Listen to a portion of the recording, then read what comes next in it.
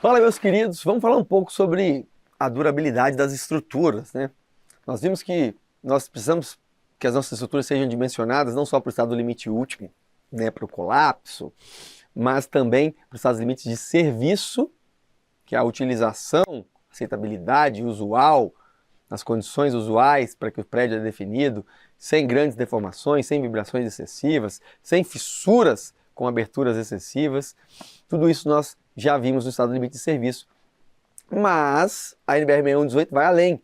Ela impõe alguns critérios de durabilidade das nossas estruturas. Inclusive, não só a NBR 6118, como a 12655 apresenta alguns critérios adicionais, especiais para as nossas estruturas. É isso que nós vamos ver rapidamente aqui agora. Falando sobre a durabilidade, nada mais é do que a capacidade de a estrutura resistir às influências ambientais previstas e definidas em conjunto com o autor do projeto e pelo contratante. Eles vão definir a durabilidade, né? Inclusive a vida útil. Pode ser no mínimo, por norma, 50 anos, pode ser de 75 ou mais para desempenho superior. Então, projetista estrutural e contratante definem isso no momento da contratação do projeto.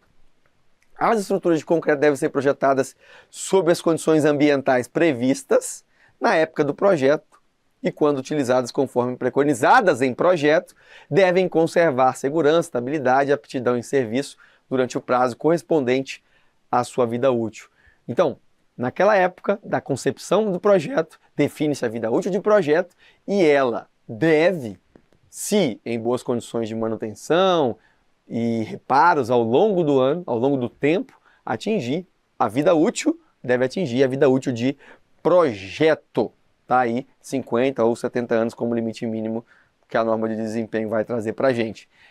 E essas classes de agressividade ambientais são trazidas pela norma como em 4 categorias. CAA, o classe de agressividade ambiental, é a agressividade do ambiente que está relacionada, perceba, ações físicas e químicas que atuam sobre as estruturas de concreto, independente de ações mecânicas, variações volumétricas, origem térmica, retração e outras previstas no dimensionamento. Então aqui, o que a galera que estava pensando? Falou, tudo bem, variação térmica, solicitação mecânica, variação volumétrica, isso tudo a gente consegue trazer e estabelecer critérios dentro do dimensionamento. A variação volumétrica, retração, solicitação, isso está voltado ao projeto. Mas tem uma coisa que são as ações físico-químicas, né, físicas e químicas do ambiente, que vão degradar essas estruturas. Então eu preciso, com a classe de agressividade ambiental, me preocupar com isso. Então eu preciso proteger minhas estruturas com relação às ações físicas e químicas que atuam sobre elas. Não estou falando do dimensionamento, da retração, não estou falando de nada disso que envolve o dimensionamento da peça. Estou falando agora sobre outro problema de durabilidade com as ações aí dos agentes externos, né, físico-químicos, que o intemperismo, digamos assim, que acontece lá nas rochas, imagina que aqui agora a gente traga para as estruturas de concreto.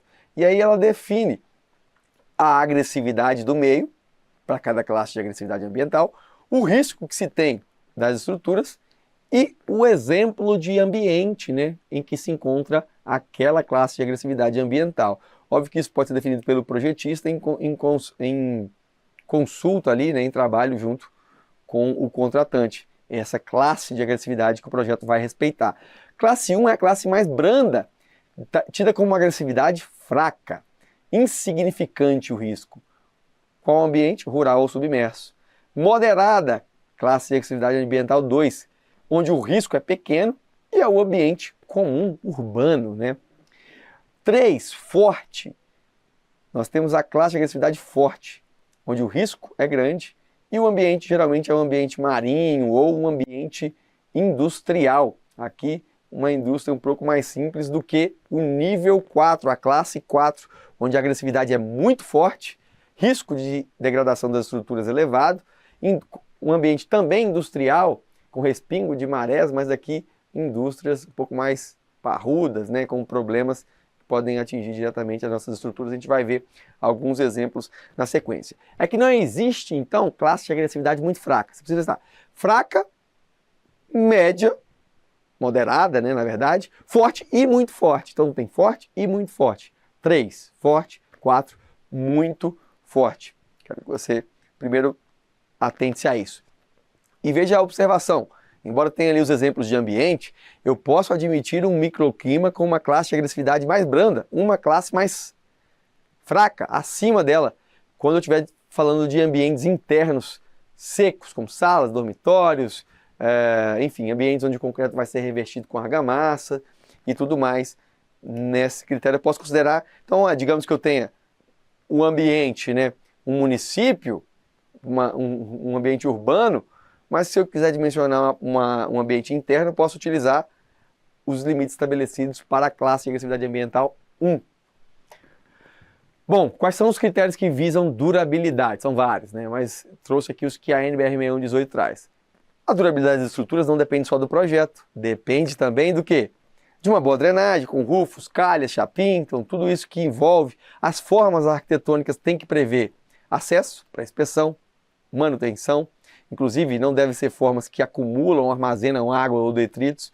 Qualidade do concreto precisa ser boa para o cobrimento. O detalhamento das armaduras, veja, quando a gente tem aqui o empuxo em vazio, se eu faço um detalhamento de uma escada, onde a armadura faz essa curva, quando tracionada por momento, eu tendo a estourar esse concreto aqui. E esse aqui também.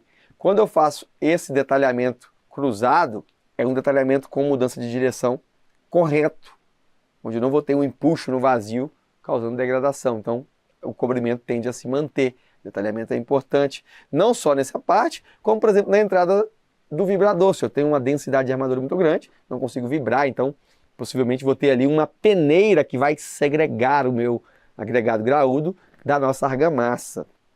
Tá?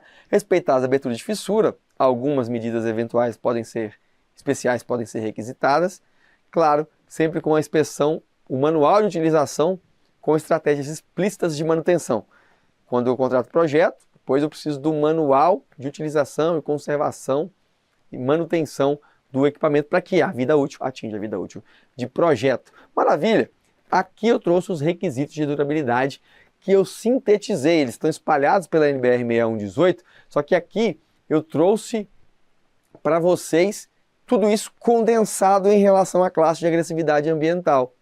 Tá ok? Inclusive, a NBR 12655, que vai trazer ali alguns requisitos para a estrutura de concreto, ela estabelece uma coisa que a NBR 6118 não faz, que são os requisitos, o consumo de cimento, né, mínimo para cada classe de agressividade ambiental. Então, tudo isso está sintetizado aqui. O que eu sugiro para que vocês façam? Primeiro, se concentrem num padrão. Veja que, óbvio, a relação água-cimento, quanto mais agressivo é o ambiente, por exemplo aqui, tanque industrial, galvanoplastia, fertilizante, estação de tratamento de água, estação de tratamento de esgoto, é óbvio que quanto mais forte, menor tem que ser a relação água-cimento. Afinal de contas, eu preciso de um concreto menos poroso, um concreto com mais resistência e propício à durabilidade maior, menos consumo de água, menor relação água-cimento. A classe tem que ser maior. Então, quanto à relação água-cimento, quanto mais grave o ambiente, ela reduz, a classe de resistência, quanto mais grave o ambiente, ela aumenta, assim como o cobrimento. Quanto maior a agressividade, maior é o cobrimento. Então, primeiro esse raciocínio. E depois eu destaquei em vermelho aqui os principais que você acha que você deve mencionar, deve memorizar primeiro. Por quê? Porque o concreto armado é o que mais vai cair em prova. O concreto protendido, geralmente, ele tem uma medida um pouco mais restritiva. Por quê? Porque o concreto ele tem o protendido, a armadura ativa sofre com o fenômeno de corrosão sob tensão, que é um pouco mais agressivo, né? Então, por isso, os critérios de durabilidade penalizam um pouco mais ou restringem um pouco mais a limitação no concreto protendido, mas estão todos condensados aqui os requisitos. Veja que tem um padrãozinho, olha, 5, 10, 10, 5, 10, 10, 10, 5, aliás, desculpa, aqui reduziu 5, aqui reduziu 5, 5, 10, depois 10. Então aqui é 5, 10, 10. Aqui, 5 de 20 para 25, depois de 25 para 30, 5, depois 10. E aqui, 5, 10, 10. Então, olha, 5, 10, 10, 5, 5, 10, 5, 10, 10. Existe, não vou te ensinar a decorar, você cria o seu método, mas eu trago para vocês uma tabelinha que você pode imprimir, e aí fica a dica, tinha ficado para o final, mas já vou trazer para vocês, onde você começa, imprime ali 10, 20 vezes e começa a treinar esses valores. Por quê? Vai fazer FCC, vai fazer VUNESP, é uma questão garantida se você tiver essa tabela. Eu organizei para que fique bem fácil, inteligível ali na hora de fazer as revisões. Bom, dito isso, vamos só para algumas considerações daquela tabela. Quando eu falo de requisitos de durabilidade, eu falo especialmente dos cobrimentos. Quando eu falo disso daqui, eu tenho o cobrimento nominal dado nessa tabela.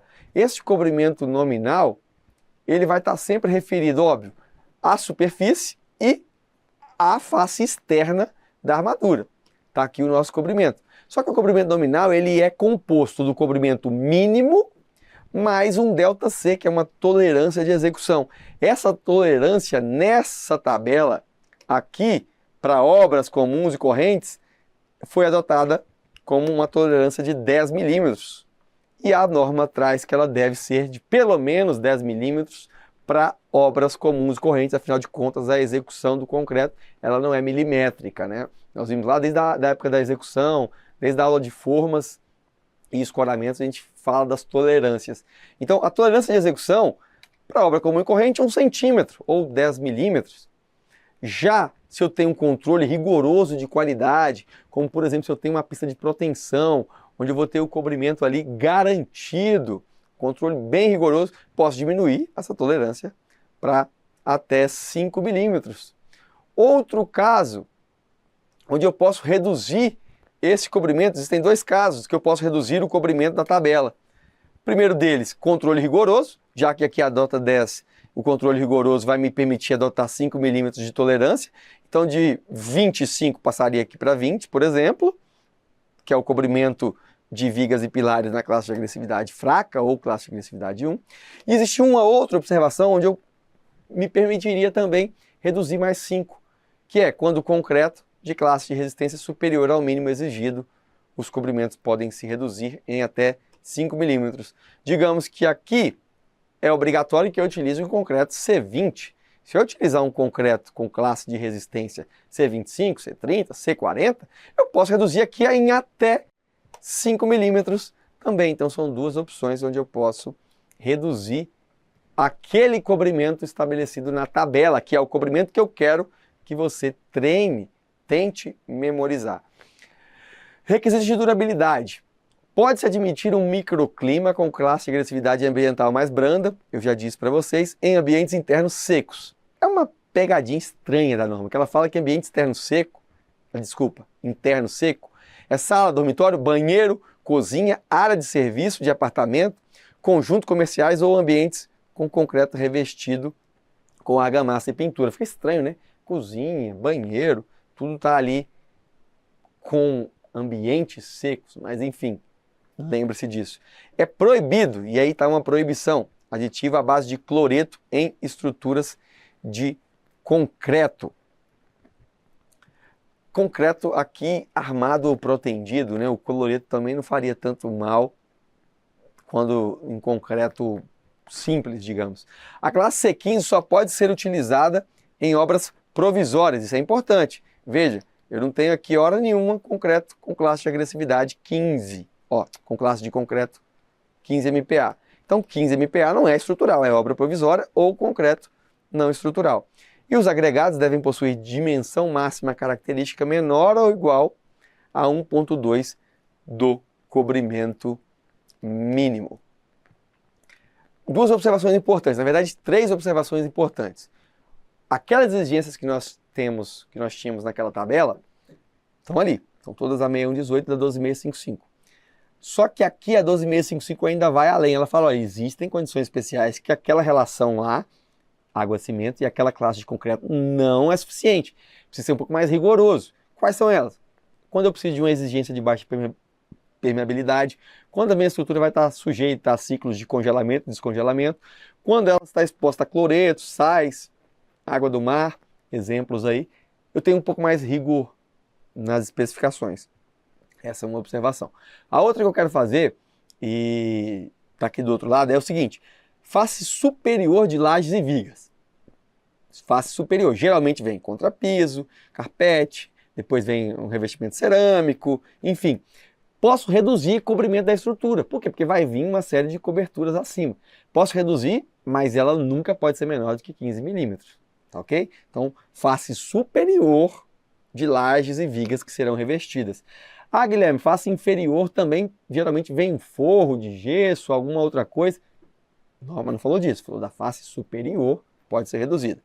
Aí, outra observação, nos trechos dos pilares em contato com o solo, então o pilar em contato com o solo, a armadura deve ter cobrimento maior ou igual a 45 milímetros. Então aqui eu tenho vigas e pilares, e aqui nós temos estruturas em contato com o solo. Veja, tem uma estrutura em contato com o solo, pode ter 30 de cobrimento, 40 milímetros, 50 milímetros, mas se for um pilar que tem um trecho em contato com o solo, aí não é só 5 centímetros. Aliás, é 45 milímetros, 4,5 no mínimo cobrimento. Então fica aqui, ó, fica nesse intermediário. Cobrimento, se for um pilar, tem que ser 45, 50, 55, 60. Quando eu tenho um pilar em contato com o solo e não qualquer estrutura, como por exemplo um reservatório enterrado. Aí se for um reservatório enterrado, se for uma fundação, é um elemento em contato com o solo. Está aqui. Agora, se for um pilar em contato com o solo, está aí cobrimento mínimo nominal de pelo menos 45 milímetros. Cobrimento nominal, lembrando que aí está considerando tolerância de execução e cobrimento mínimo somados. Está aí a tabelinha para o treino. E agora vamos para o nosso treino, né? Resolver algumas questões desse assunto.